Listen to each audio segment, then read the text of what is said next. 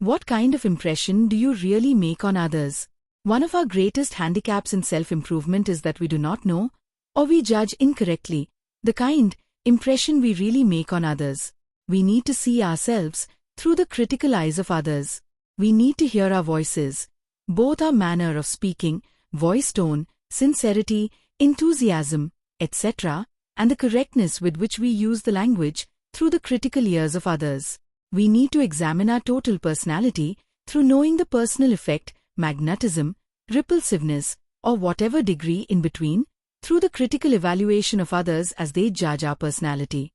We need to know the effect of what we are saying by examining whether it is welcomed, accepted, or rejected by the minds of others. And these are but a few of the things we need to know from the point of view of others if we are to achieve any meaningful self-improvement.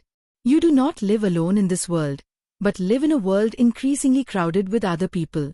These other people in your world can make or break you, and eventually they will do one or the other, depending upon the impression you make on them. It will do you no good to lull yourself into a false sense of security by reading in the poem, "I am the master of my fate," unless you realize that you will master your fate only to the extent that you master proven success methods and constantly use them to make a favorable impression on others and to successfully influence others. As this book and all of my books emphasize, you positively cannot achieve great success or even mediocre success without the goodwill and cooperation of other people, usually many other people. You cannot climb to success over others, you must be lifted to success by them. People will not lift you to success unless you have made a favorable impression on them and successfully influenced them to want to help you. Since, like all human beings, you are not naturally endowed with either the knowledge or ability to achieve the degree of favorable impression and successful influence necessary to motivate others to lift you to success, these self-improvement and success methods must be learned, perfected, and constantly used. The proven success methods, which I have researched over a period of 40 years, are available to you in this book and in my other books, so this chapter will not attempt to discuss any success method, but one. And this may be the most important success method of all. It is the need, as described throughout this chapter, for you to learn and constantly use self-improvement and proven success methods as they relate to others, to favorably impress others, to successfully influence others.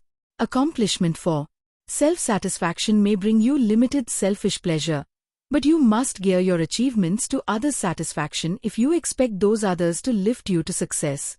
There's a current trend towards self-gratification in everything from clothing and manners to insolent disregard for the ultimately necessary approval of others. This, "others be damned," attitude is not the way to be lifted to success by those same others.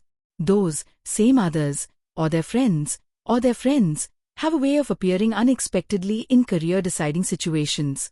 You will regret it if you ever have demonstrated your self-expression, really selfish expression, in disregard for their necessary approval. It is better, it is necessary, to focus your self-improvement and success methods on favorably impressing and successfully influencing others to want to lift you to success. Before you say or do anything, ask yourself the crucial question: will this make me easier to lift?